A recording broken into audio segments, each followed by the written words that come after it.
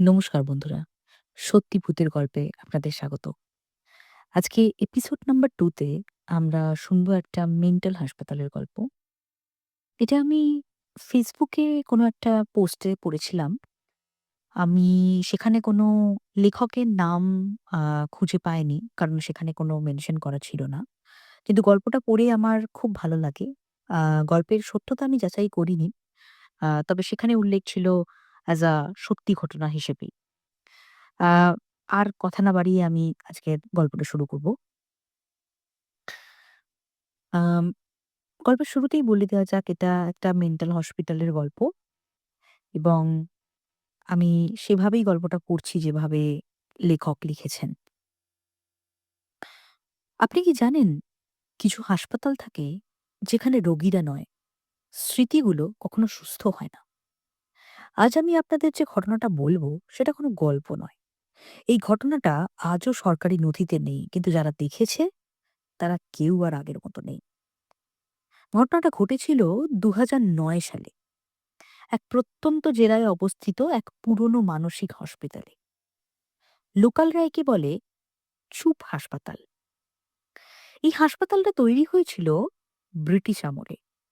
চারদিকে উঁচু দেওয়াল, লোহার গ্রিল, আর ভেতরে ঢুকলেই একটা অদ্ভুত গন্ধ, ওষুধ আর ভেজা দেওয়ালের। সবচেয়ে অদ্ভুত ব্যাপারটা ছিল ওয়ার্ড নাম্বার ১৩। এই ওয়ার্ডে এমন রুগীদের রাখা হতো যাদের কেস ফাইলেও লেখা থাকতো না, আবার এমনিও থাকতো না। এবং এই সমস্ত রুগীদেরকে বলা হতো যে তাদের নাকি চিকিৎসা অসম্ভব।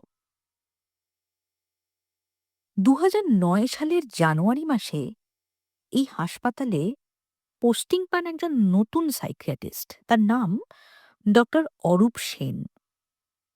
শহর থেকে আসা, বিজ্ঞানে বিশ্বাসী, ভূত-প্রেত মানেন না তিনি। প্রথম দিনেই এক নার্স তাকে বলেছিল, "স্যার, রাতের বেলা ওই ওয়ার্ড ১৩ র দিকে যাবেন না।" ডক্টর অরূপ তখন বলেন, "ভয় পাওয়ার কিছুই নেই। রোগী তো, ভূত তো আর নয়।" নার্স কিছু বলল না সেদিন, শুধু চোখ নামিয়ে নিল। ওয়ার্ড ১৩ তে তখন ছিল মাত্র একজন রুগী। রুগীর নম্বর ৪৭। আসল নাম কেউ জানে না। তার বয়স আনুমানিক ৩০ কিংবা ৩৫। চুল এলোমেলো, চোখ দুটো সবসময় ছাদের দিকে। ফাইলে লেখা ছিল, রোগী কথা বলে না। রাত ৩:১০ হঠাৎ হিংস্র হয়ে ওঠে। নিজেকে নয়, অন্যদের আঘাত করে। প্রথম রাত ডক্টর অরূপ ঠিক করলেন তিনি নিজেই পর্যবেক্ষণ করবেন। রাত ৩:০৫। হঠাৎ হাসপাতালের করিডরে একটা আওয়াজ। খট, খট, খট। কেউ যেন খালি পায়ে হাঁটছে। ওভার ১৩ দরজার সামনে এসে আওয়াজটা থেমে গেল। ডক্টর অরূপ ভাবলেন হ্যালুসিনেশন নিশ্চয়ই। তিনি দরজা খুললেন। অস্বাভাবিক ঘটনা, রোগী নম্বর ৪৭ তখন বিছানায় বসেছিল। কিন্তু এবার সে ছাদের দিকে নয়, বরং ডক্টর অরূপের দিকে তাকিয়ে। প্রথমবারের মতো সে সেদিন কথা বলল। ভাঙা কণ্ঠে বলে উঠল, "আপনিও কি আমাকে দেখতে পাচ্ছেন?" ডক্টর অরূপ থমকে গেলেন। ডক্টর অরূপ বললেন, "তুমি জানো আমি কে?" পেশেন্ট ৪৭ বললেন, "আপনি তো নতুন। আগের ডাক্তারটা আজও বেসমেন্টে কাঁদছে।" পরদিন সকালে ডক্টর অরূপ হাসপাতালের পুরনো রেকর্ড ঘাঁটলেন। একজন ডাক্তার, ডক্টর শুভঙ্কর মুখার্জি, ২০০৭ সালে নিখোঁজ। শেষ লোকেশন বেসমেন্ট। রাতে অরূপ গেলেন সেখানে। বেসমেন্টে ঢুকতেই দেওয়ালে আঁচড়ের দাগ। হঠাৎ টর্চটা তার নিভে গেল। অন্ধকার একটা কণ্ঠ, "ও আমাকে বাঁচতে দেয়নি।" লাইট জ্বলতেই অরূপ দেখল রোগী নম্বর ৪৭, কিন্তু এবার হাসপাতালের ইউনিফর্মে, এবং তার নেকলেসে লেখা ডক্টর এস মুখার্জি। রোগী নম্বর ৪৭ কোনো পাগল নয়, সে ছিল ডাক্তার। এক্সপেরিমেন্ট করতে গিয়ে রোগীদের ওপর অত্যাচার করেছিল। এক রাতে রোগীরা সকলে মিলে তাকে হত্যা করে।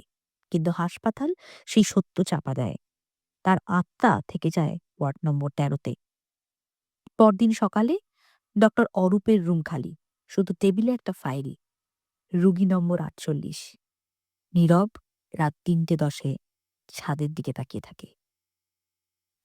আপনি যদি কখনো রাত ৩টের পর কোনো মানসিক হসপিটালের পাশ দিয়ে যান, আর যদি কেউ আপনাকে জিজ্ঞেস করে, "আপনিও কি আমাকে দেখতে পাচ্ছেন?"